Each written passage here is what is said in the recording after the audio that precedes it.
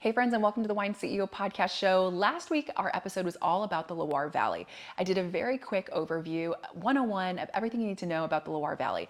Top grape varieties grown here, names of the main regions and appellations. So if you missed that episode, hit pause and go check it out because it has a lot of great information that is going to help build into today's episode. Today, I'm speaking with the cellar door manager at Chateau de Miniere, Charlotte. Charlotte was an amazing resource as I was going through the Loire Valley. She shared what it's like to live and work in this beautiful region and spoke about the unique biodynamic practices at Chateau de Miniere. It's an episode you don't want to miss, so let's dive into my conversation with Charlotte.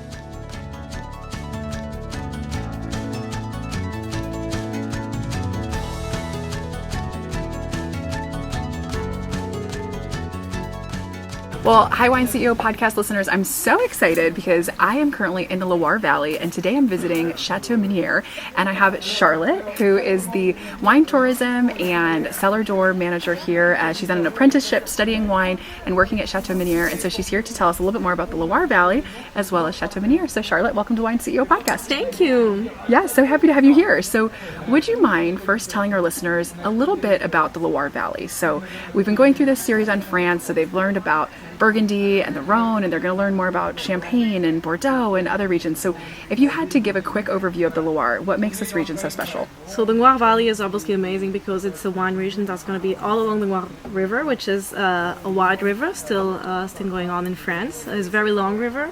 It's beautiful, it's very flat, and it's actually perfect for wine growing.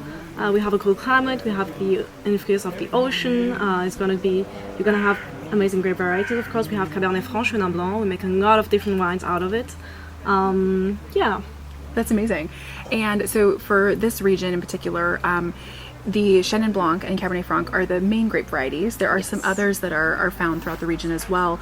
If you had to categorize the flavor notes that you get from Cabernet Franc and Chenin Blanc from this area, are they lighter? Are they heavier? What would you explain to the listeners? So it really depends where we are on the region and what you want to do with it. Cabernet Franc, as we taste it, is a wine you can make a very light and fruity wine out of it. It can be very spicy. It can be very structured.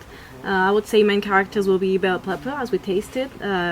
Red fruits, dark fruits. So a wine very polyvalent. You can make light, heavy wines, bold, sharp, something also very smooth. And Chenin Blanc is really, it depends because we do the sparkling wines out of it. We do the dry wines out of it, some very mineral on the dry wines. We do the sweet wines out of it. We taste this very honey-like, so it would be mainly honey-like, acacia-like, but a lot of white flowers and a very nice minerality. So there's a lot of variety across the Loire Valley, definitely. And there's also Sauvignon Blanc that's grown here, right? So there's some other kind of minor grape varieties. Can you mention some of those for us? Yeah, we're going to have some Sauvignon Blanc. We're going to have Chardonnay, of course. We do a lot of sparkling wines out of it. We're going to have a little bit of Cabernet Sauvignon, of Pinot Noir, of Gamay. So it's a little bit of Cool Malbec also. We're growing a little bit of everything here. That's, I think, the biggest thing that I've learned about the Loire. There's incredible diversity, right? There's a lot of different grape varieties. It's a cooler climate, so the uniqueness of the terroir, I think, gives you a very specific profile where the grapes that are grown here are going to be very uniquely Loire-driven style, right? Absolutely. It's going to be lighter than whatever else you're going to find from other countries or the region. As you said, it's a cool climate. You don't find a lot of Cabernet Franc, for example, in cool climates. For example, the biggest country producing Chenin Blanc is South Africa, which is obviously a very hot climate. So it's going to be very different. And we have also different soils all along the Loire Valley that's going to make the wines so different. I think one of the things that I didn't quite appreciate before coming here was how large the Loire Valley is. Right. It's so spread out, and driving from one area to the next can take a really long time. It's actually pretty long. Yeah. If you go all along the Loire Valley, it takes 4 hours maybe more. Yeah, absolutely. It's crazy. It's big. And the diversity from one region to the next is so incredible. I mean, you have you're on the beach, you have like the coastal area, but then you come along and you have these beautiful forests with trees and then long plains of farms. I mean, it's really incredible. Absolutely. Some people do it biking all along the Loire Valley. They bike the whole way? Yeah, it's a super famous thing. Yeah. That's crazy. That'd be a long bike ride. I don't know if I could do that. Amazing. Well, then you can taste all the region wines. That's true. You can appreciate the landscape. Yeah, definitely. So when talking about appreciating landscape, so we toured Chateau Miniere, and if you could tell us a little bit about this winery specifically, the uniqueness of the flora and the fauna. This is an organic winery. So tell us a bit about Chateau Miniere. So Chateau de Miniere is currently owned by Catherine van den Berg, which is the Belgian owner. She bought the property in 2010. She loved, of course, the castle is a place. The region is amazing, and the vineyards are really, really nice potential. So yeah, as you said, we're working here organic towards biodynamic. We don't use any chemicals, anything. We just help. We asking nature to help us, to support us. And this is where we get the help for production. Yeah. I was really impressed because as we were walking around touring the vines, you were talking about the plants and flowers that have been planted to encourage birds to come to the area to feed off of pests and insects. Absolutely. So you don't have to spray the vines, which is incredible. And then I think you also mentioned the bees, right? The honeybees, and how they can help with pollination. Absolutely. So we have 10 beehives, and they're gonna help us pollinize all the flowers we have, all the little plants we have. They're gonna keep it going from one growing season to another. Yeah, they're gonna help this little wild process we see, the habitat for insects keep on going. So it's just a really nice part of the cycle here. That's amazing. Yeah. And here you grow just Chenin Blanc and Cabernet Franc, correct? Yes. Okay, and you mentioned about 80% is harvested by hand? Yes. Okay, amazing. So that's the most we can do by hand, and the rest is going to be doing mechanical base, because we don't have the hand power, unfortunately, but yeah. Sure. So in this particular region, you have to help me with the name of the region. Bourgueil region. Bourgueil region. It's really hard to say. So hard to say. But it's predominantly Cabernet Franc. Absolutely. Right? And so tell us a little bit about the style of the Bourgueil Cabernet Franc. So a classic Bourgueil Cabernet Franc would be a red wine, would be oaked, for example, 12 months. We don't do new oak barrels, would be too strong for the Cabernet Franc for the region we have here. So a structured wine is really made to eat with, very nice, easy to pair with whatever dish that has meat, that's in sauce. Yeah, it's basically a wine, easy, well balanced, that you want to drink while eating. Yeah. Amazing.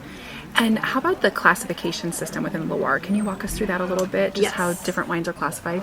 Absolutely. So you're gonna have the appellation Grape Varieties for the whole region. You're gonna have Crémant de Noir, which is for the sparkling wine. The AOC, that's gonna be for the sparkling wine of the whole region as well. Then you're gonna have the different sub-regions, which are Nantes, Anjou, Touraine, and Centre-Val de Loire. And in all these little regions, you're going to have the sub-divisions, which are all the AOCs that we have. So here we are, for example, in Bourgueil, inside Touraine, inside Loire Valley. Okay, amazing. And do you have any type of classification like Grand Cru or anything like some of the other French wine regions have? We have one Grand Cru, which we are really proud of, is the Quart de Chaume Grand Cru.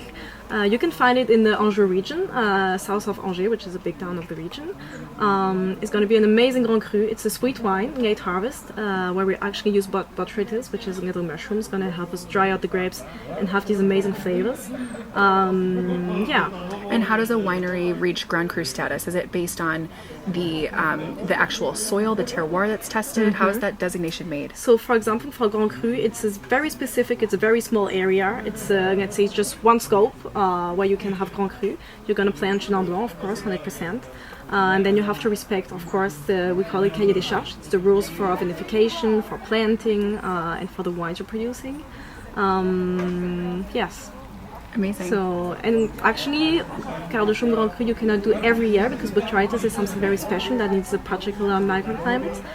So you cannot do it every year. Okay. Yeah. How about wine tourism in the Loire? Do you feel like it's growing? Is it more popular to be able to go to a winery, visit a cellar door, and come and taste? I think it's a big boom currently in the Loire Valley. A lot of wineries are opening themselves to customers, to opening tours, tastings, wine tourism. A lot of wineries are looking for someone in charge of wine tourism. So it's really something that's booming right now here, and we're proud of because we love our region. We really want to promote it. Amazing. Yeah. And Chateau de Miniere actually has an Airbnb that's attached to it, an event space. Absolutely beautiful chateau. I'm sure perfect for weddings and other special events. Absolutely. And there's also some lovely chickens that are walking around behind Hanging us around. as we're recording, which is fun as well. So beautiful chateau. And that's a great thing about the Loire region in general. So many incredible chateaus to be able to visit. I mean, it's a stunning region. Yeah. And I think if you have a car and you can drive around, you could spend weeks just enjoying the region. Oh yeah, It's stunning. you just you can have a little challenge, try to visit all the castles we have. That's that could lot. take a long time. Yeah. But there's so many beautiful things to Yeah. see, so it really is a stunning region. Yeah, it's amazing. We love to live here. Good, that's amazing. Yeah. Well, Charlotte, thank you so much. I'll definitely include all of the information for Chateau Miniere. I know you export to the US, and Absolutely. so I'll include all the details in today's show notes. But thank you for telling us a little bit about the Loire, your home, and the wines that you have here at Chateau Miniere. Thank you for coming here. Of course. I hope you enjoyed my conversation today with Charlotte. She was such a joy to speak with and had incredible knowledge of the region and Chateau de Miniere. If you want to visit this winery, definitely check out the description below. I have links to check out their website. Remember, they have an Airbnb you can go visit for tastings, and it is a beautiful, beautiful winery to visit. If you learned something new today, I hope you can like and share this episode with your friends. The best way for others to learn about the Wine CEO podcast and get free, approachable wine content is for you to share by word of mouth more about my show. If you haven't subscribed to my channel yet, please do so. You don't want to miss all the incredible episodes coming up in the near future. I have a lot more content on France from all of my travels over this summer, and you don't want to miss it. Until next week, friends, drink something new and delicious, and I will catch you all in the next episode of the Wine CEO podcast.